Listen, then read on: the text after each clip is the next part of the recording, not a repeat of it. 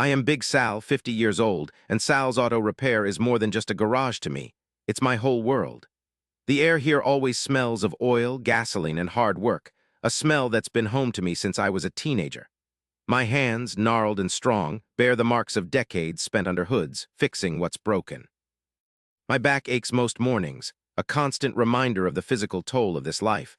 But there's a quiet satisfaction in bringing a sputtering engine back to life, in knowing I've helped someone get back on the road. This small corner of Detroit, with its sturdy brick buildings and resilient people, has always been my anchor.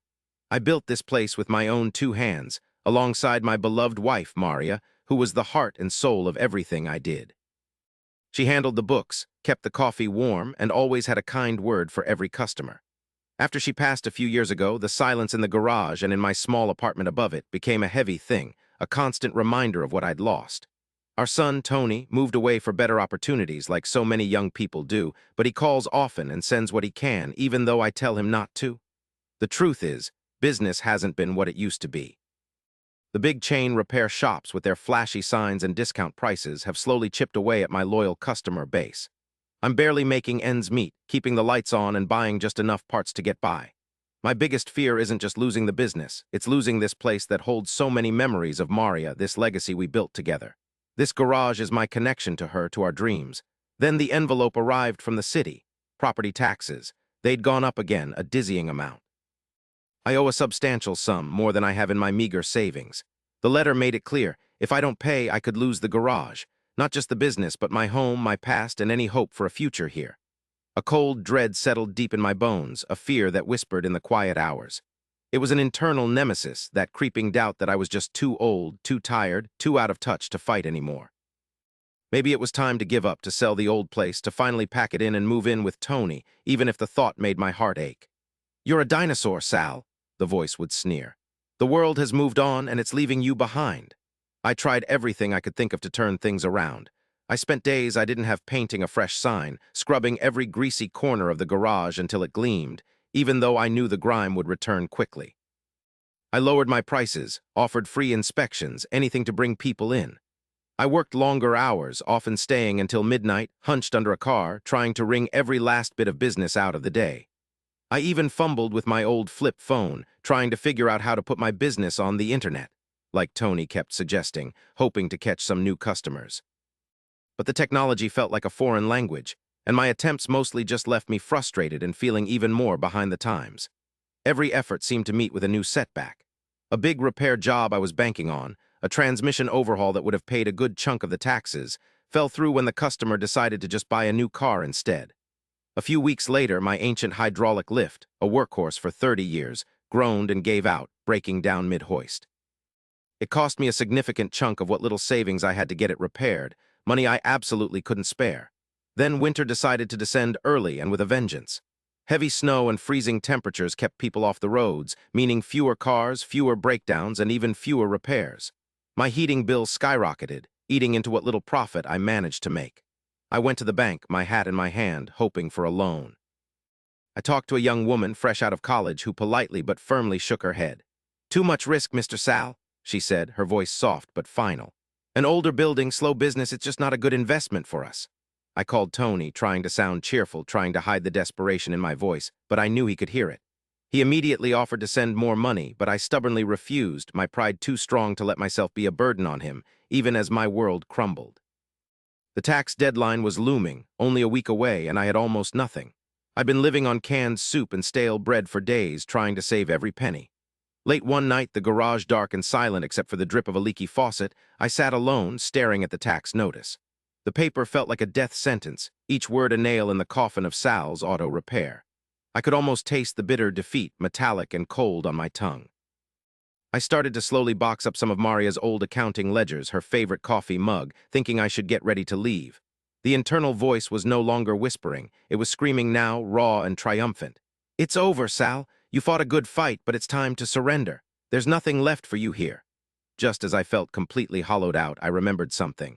Maria had always had a secret stash for emergencies. I rummaged through her old desk behind a stack of dusty invoices and found an old coffee tin. My heart gave a tiny, hopeful flutter. Inside, there was indeed some money, maybe a few $100s. It wasn't enough for the taxes, not even close, but it was something. A tiny spark of hope flickered, suggesting that maybe, just maybe, I could work miracles in the next few days. I had a desperate, half-formed plan. But then, as I was drifting off to sleep on the old sofa in my office, the radio news droned on. A new city ordinance. All small businesses, particularly those in older buildings, had to upgrade their fire suppression systems by next month.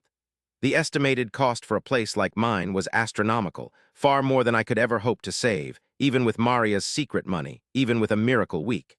It was like a cruel joke, the universe conspiring against me.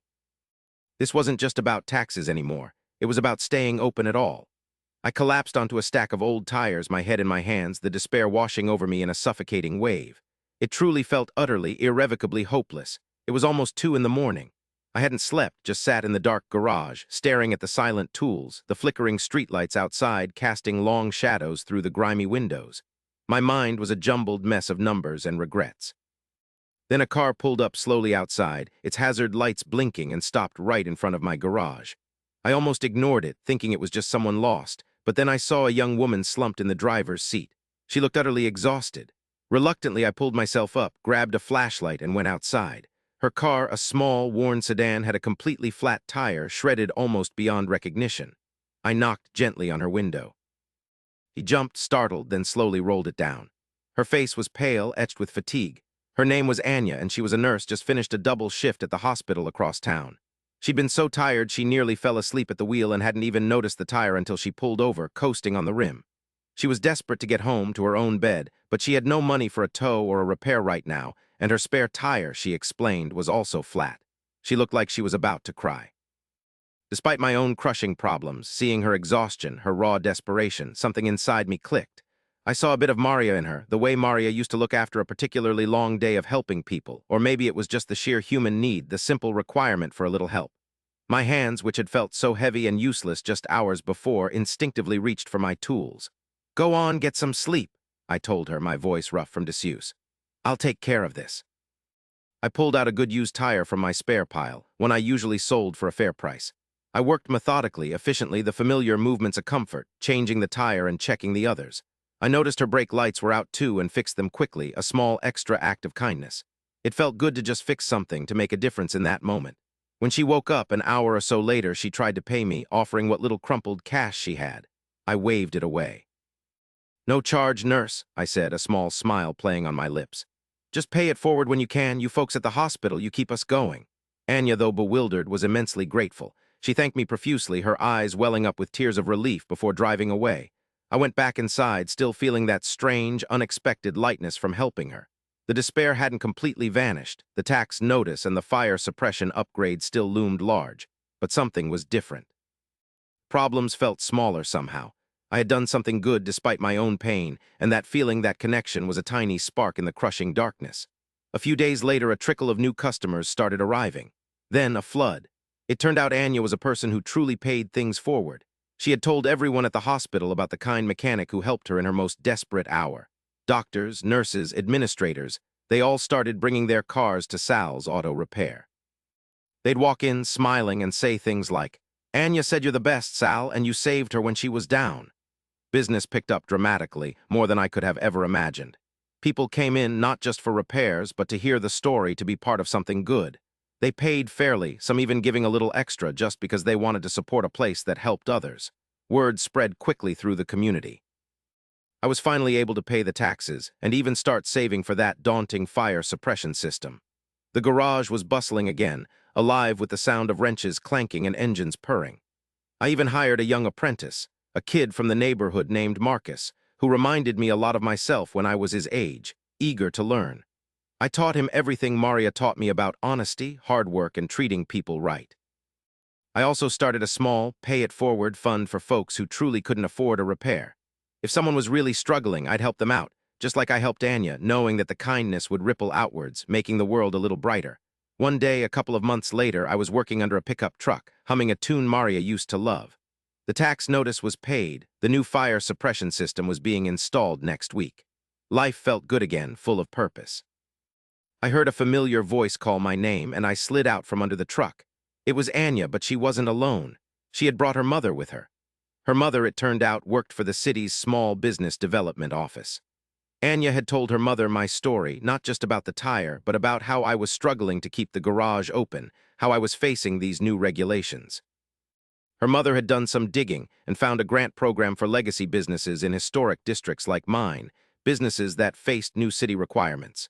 It covered a significant portion of the fire suppression upgrade, a program I never even knew existed, a lifeline that had been there all along. Anya's mother smiled, a warm, professional kindness in her eyes. Looks like your kindness came back around, Sal, in more ways than one. I stood there, wiping grease from my hands on a rag, looking at Anya's grateful smile, her mother's helping hand, the busy garage full of customers, and I felt a warmth spread through me, a sense of peace I hadn't felt since Maria was here. It wasn't just the garage that had been repaired, it was my heart. Sometimes the greatest fix isn't for a car, but for a soul, and it often starts with just a small act of unexpected kindness.